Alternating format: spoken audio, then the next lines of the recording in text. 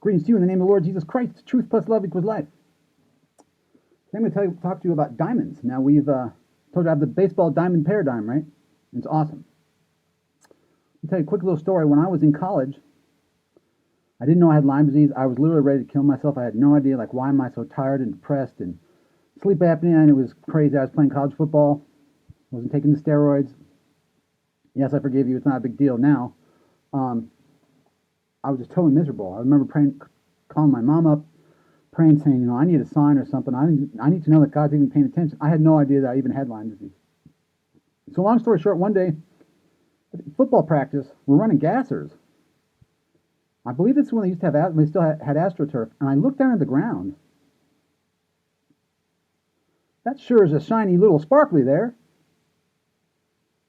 I thought it was a rhinestone off some, like one of the, the cowgirl cheerleaders or whatever. I thought, like, no, I picked it up.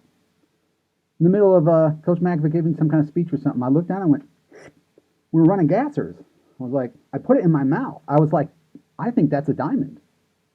Long story short, it was. I took it to a jeweler, and they were like, this is a diamond. Now, nobody was, looking for it, so, it was mine. It was fair game. And nobody had been, put a sign up looking for the diamond. I thought it was fascinating. I had no idea many years later I would actually be getting the baseball diamond paradigm, the greatest political discovery of all time. Yes. So I'm going to make a contribution today to the world of jewelry, which I think is fascinating. I actually do have, by the way, I put that diamond into a music note. I gave it to my sister. I thought it was beautiful. Because who doesn't like music? It's the echo of God's love and the sound of his smile. Come on. So, we all know the story of the 7 C's. I'm sorry, there's 4 C's in jewelry. They have cut, clarity, color, and carat. Those all go into what makes a stone valuable. Well, I'm going to make my little contribution to the world of jewelry. I'm here to tell you there's 7 C's. Yep. I had thought I did a video on this, so forgive me if there's one I looked and I couldn't find it, so here it is. You have the 4 C's of cut, color, clarity, carat.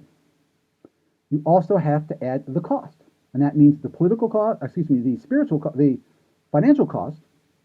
How much does it physically cost? What's the opportunity cost? What else could you get? Could you go on a vacation where you're going to buy a guitar? We're going to get, depending on the size of the diamond, you're going to get a car for the kid, or you're going to give it to charity. What about the emotional cost? Somebody going to resent you for it, think it's a blood diamond, mock you, shame you, how dare you have success or something nice? I mean, there's a little cost to that.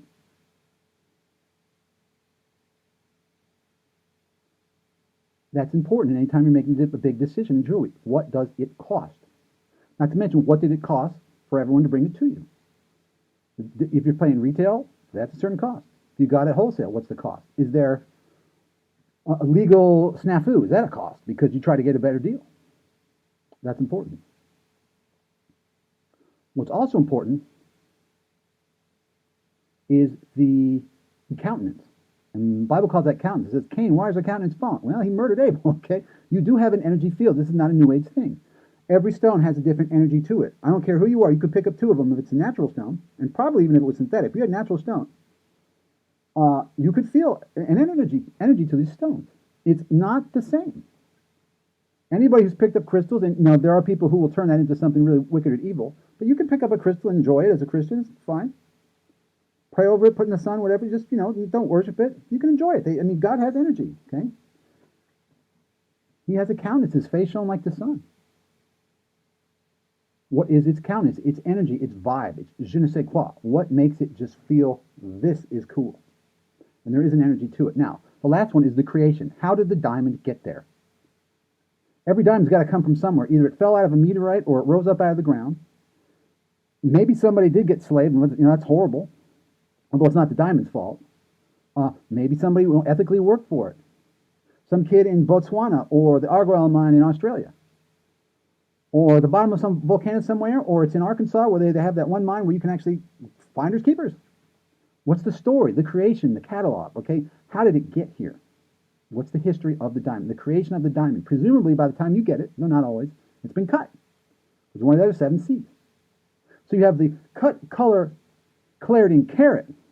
But you can't forget, if you have an informed decision, someday I'll be buying all kinds of cool stuff, you cannot forget the cost, the countenance, and the creation. How did it get here?